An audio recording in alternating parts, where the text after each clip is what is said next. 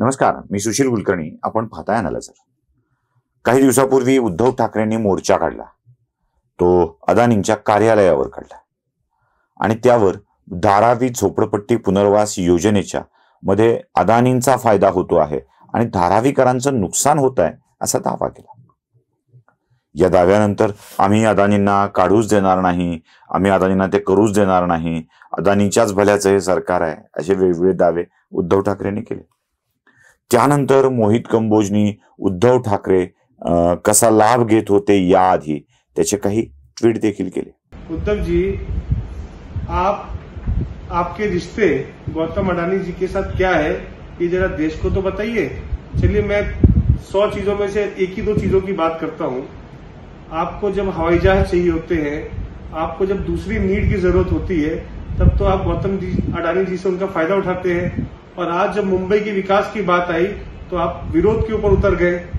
21 February 2020 challenger ATAPL Mumbai Delhi, ये गौतम अडानी जी का निजी हवाई जहाज है. इसमें श्री उद्धव ठाकरे, श्री आदित्य ठाकरे, मिलिंद नार्वेकर, रामानाथ पंडित, अजय मेहता, संजय राउत, राजपूत, राव राणे, आप ये उनका फायदा उठा के आप दिल्ली जाते हैं प्लेन में. इसका पेमेंट भी नहीं करते. आदित्य ठाकरे अनेकों बार 26 जनवरी 2022 हॉकर VTAGP जो गौतम अडानी जी का प्लेन है, आप औरंगाबाद जाते हैं. 27 तारीख को फिर उसका इस्तेमाल करते हैं. फिर फरवरी में उद्धव ठाकरे जी इस्तेमाल करते हैं. अनेकों बार उद्धव जी और उनके परिवार गौतम अडानी के निजी प्लेन और निजी उनसे फायदे उठाते हैं. तो अभी कौन सा TDR के अंदर कट चाहिए, वसूली चाहिए कि मातोश्री 3 बनाना है कि आपका स्टैंड बदल गया. मेरा प्रश्न उद्धव जी से इतना है कि उद्धव जी, क्या कभी ये सब चीजों की पेमेंट हुई? ये सब भी की फ्री में आप लेके गए, क्योंकि आपके कुर्ते में जेब तो है नहीं. त्याच्यामध्ये कसं विमान घेतलं होतं, उद्धव ठाकरेंनी दिल्लीला जायला कसं घेतलं होतं, आदित्य ठाकरेंनी संभाजीनगरला यायला कसं विमान घेतलं होतं, विमानाच्या फोटो सहितचे दावे केले होते, तेही आपण पाहिलेले आहेत. म्हणजे की कसा फायदा करून घेतला होता. त्यानंतर तरीही म्हणजे अदानींच्याकडून फायदा करून घेऊन सुद्धा उद्धव ठाकरे अदानींच्या विरोधात का, असा प्रश्न सगळ्यांनाच पडला होता. आणि या प्रश्नाचं उत्तर मिळालं ते शरद पवारांच्या कालच्या ट्विटमधून. पवारांनी ट्विट करून दाखवलं की मी अदानींचे आभार मानतो की त्यांनी बारामतीतल्या एका प्रपोजलसाठी, एका प्रोजेक्टसाठी 25 कोटी रुपयाचा चेक दिला. ते ट्विटही तुम्हाला मी दाखवतोय, त्यातली ओळही मुद्दाम दाखवतोय. अदानींचे विशेष आभार पवारांनी मानले. म्हणजे मोर्चा झाला ठाकरेंचा आणि फायदा झाला पवारांचा. म्हणजे असं नाही म्हणायचं, मला वाटतं अशी चर्चा सुरू आहे. म्हणजे ठाकरेंनी मोर्चा का काढला असावा याची उत्तरं मिळून जातात.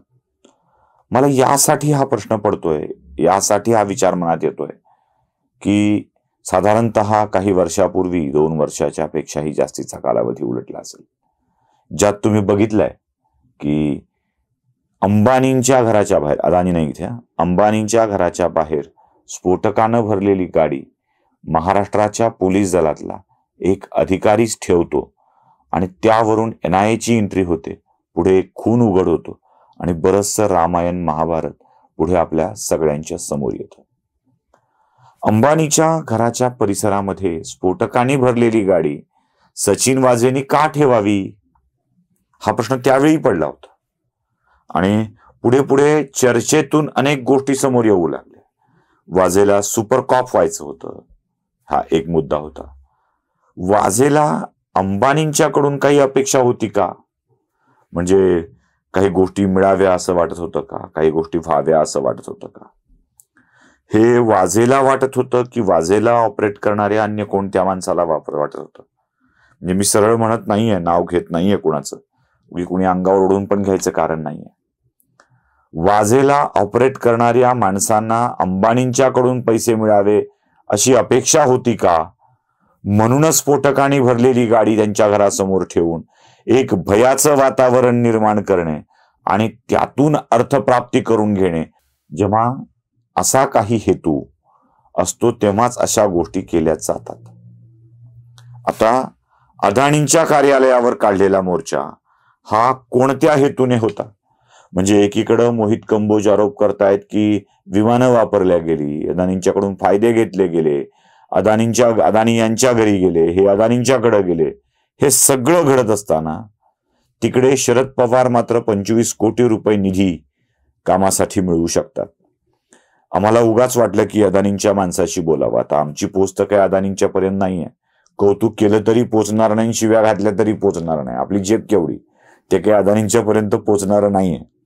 पण उगाच अदानींच्या जवळपास असलेल्या माणसांना आम्ही विचारण्याचा प्रयत्न केला की बाबांनो, शरद पवारांना निधी दिला जातो, ठाकरेंना का नाही? तेव्हा त्यांच्या जवळच्या माणसाने दिलेलं उत्तर फार छान होतं, जे मला तुम्हाला सांगायचं आहे.